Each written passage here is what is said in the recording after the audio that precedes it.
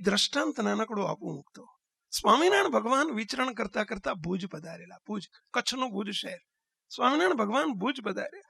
ભુજથી 50 ગાઉ દૂર, એટલે લગભગ 100-150 કિલોમીટર દૂર કાળા તલાવ નામનું ગામ છે. કાળા તલાવ. અને ત્યાંના હરભમ સુતાર કરીને બહુ સારા મોટેરા સત્સંગી, કચ્છના આગેવાન હરિભક્તોના માના એક, ત્યાં સુથારનો સત્સંગી વખતે બહુ કચ્છમાં, અને એમાં હરભમ સુતાર નામના સત્સંગી હતા. અને સત્સંગમાં આગેવાન મોટેરા હરિભગત, લીડર કહેવાય કચ્છના સત્સંગના એ જમાનામાં. એમને ખબર પડી કે સ્વામિનારાયણ ભગવાન ભુજ પધાર્યા છે, લાવો દર્શન કરવા અને ભગવાનને લેવા માટે જવું છે, મારા ગામ લઈ આવવા છે. પોતે લેવા માટે નીકળ્યા છે. રસ્તામાં એ જમાનો કંઈ સ્કૂટરોનો કે બાઇકનો કે ગાડીઓનો નહોતો, ચાલતા આવવાનું. આવતા આવતા રસ્તામાં એમની જોડે 10-15 બીજા હરિભક્તો છે. બધાને વાત કરે છે કે જોજો, આપણે સ્વામિનારાયણ ભગવાન પાસે હું જઉં ને એટલે ભગવાન મને આગળ બેહાડવાના. હું ના પાડીશ ને તોય મને આગળ બેહાડે. ભગવાન મને હાર પહેરાવે. ભગવાન તારે આવો આવો હરભમ સુતાર આવો આવો આવો, આપણને આમ મહારાજ અછોવા ના કરે. આવી વાતો કરતા કરતા કરતા અંદર એના સુખમાં કે હું આગેવાન હરિભગત છું, હું આગળ બેસનારો છું, હું આ છું, અંદર એ ભાવમાં આ વાતો કરતા કરતા ભુજ આવ્યા. ભગવાન સ્વામિનારાયણનો સ્વભાવ છે, મોટા પુરુષનો સ્વભાવ છે, અને આજ ભગવાન કહેવાય ને આજ મોટા પુરુષ કહેવાય.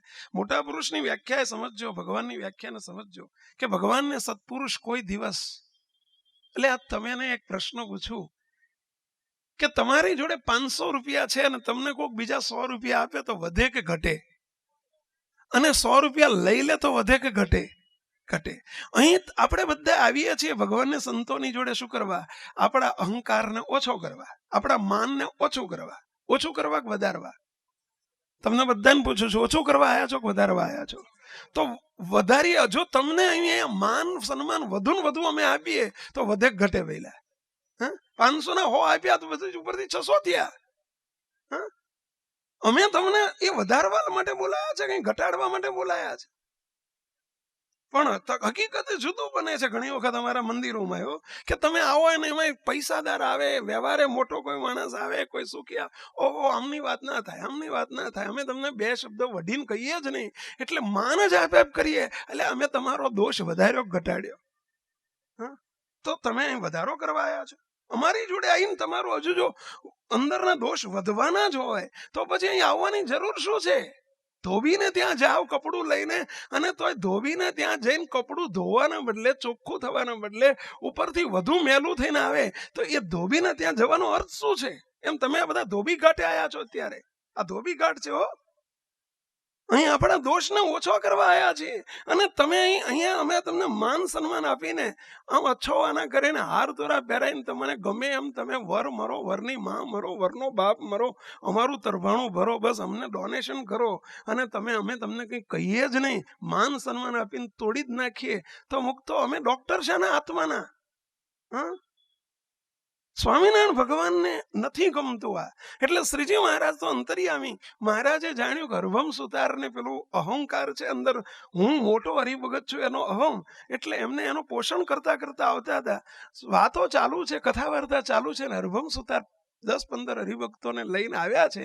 અને જે અંદર પ્રવેશ કર્યો, પ્રભુએ જોયું છે, એમણે દંડવત કર્યા પાછળથી, અને એમને આશા રાખી છે કે હમણાં મહારાજ મને આગળ બોલાવશે ને આગળ બેસાડશે. પણ સ્વામિનારાયણ ભગવાને આજે એવું કર્યું નહીં. ના બોલાયા એટલે પાછળ બેસી ગયા. કથા ચાલુ છે, વાતો ચાલુ છે, પ્રભુ સ્વયં બોલી રહ્યા છે, છતાં એમને અંદર ચેન જ ના પડે. દુખી થઈ ગયા.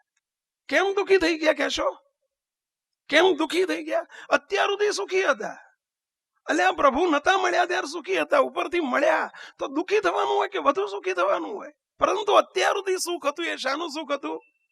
શાનું સુખ હતું? પોતાના અહંકારનું સુખ હતું કે હું મોટો છું, હું જઈશ એટલે મને માન મળશે, સન્માન મળશે, હાર મળશે, આગળ બેસાડશે, એનું સુખ હતું.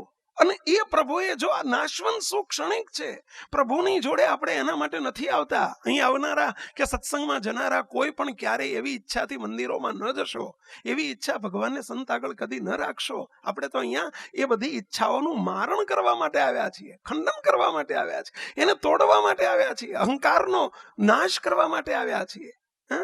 એ હુંનું અસ્તિત્વનો પ્રલય કરવા માટે આવ્યા છે. અહીં આપણે એને ડેવલપ કરવા માટે નથી આવ્યા, એની વૃદ્ધિ કરવા માટે નથી આવ્યા.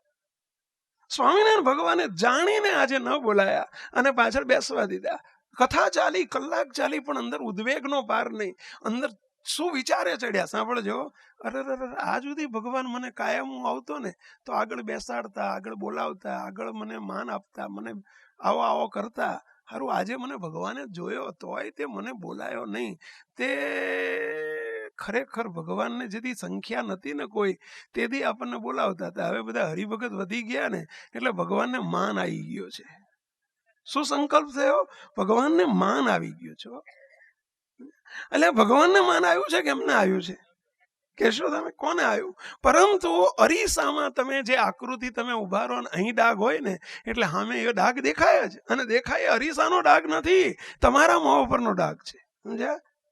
પરંતુ એમણે તરત જ વિચાર ક્યાં કર્યો? ભગવાનને માન આવ્યો છે.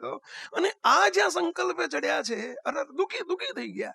ત્યાં ભગવાને વાત બદલી, વાત કરતા કરતા કન્વર્ટ લઈ લીધી. અને ભગવાન સ્વામિનારાયણ અંતર્યામીપણે બોલે છે કે કેટલાકને સભામાં બેઠા છે પણ આ ચેન પડતું નથી. શ્રીજી મહારાજે વાત બદલી હો. આજે સભામાં કેટલાય બેઠા છે પણ કેટલાકને ચેન પડતું નથી. ઘણા એમ માને છે કે અમે ઠેઠ 50 ગૌથી છેટેથી આયા એટલે, અને અમને ભગવાને બોલાયા નહીં, પણ અમે કેટલે છેટેથી આયા છીએ એ તો જુઓ. તો અમે કોઈ દિવસ માનની ઈચ્છા નથી રાખી. અને આ લોકો શું સમજતા હશે? 50 ગૌથી આયામાં શું સમજતા હશે? સમજ્યા? જ્યાં આ વાત કરીને ત્યાં સમજુ હતા, પોતે હરિભક્ત હતા, સમજુ હતા. એમને તરત જ કરંટ લાગ્યો કે આ વાત પ્રભુએ મારા માટે કરી. ભૂલ સુધારી, તરત જ ઊભા થઈ અને કગરી પડ્યા. મહારાજ, આ વાત તમે મારા માટે કરી રહ્યા છો. પ્રભુ, મને માન આવી ગયું હતું ને એટલે મહારાજ મારી પર બહુ દયા કરી કે મારી ભૂલ તમે ઓળખાઈ. પરંતુ હે મહારાજ, મારી પર દયા કરજો. મને આવો હુંકાર કોઈ દિવસ આવે નહીં એવી કૃપા કરજો.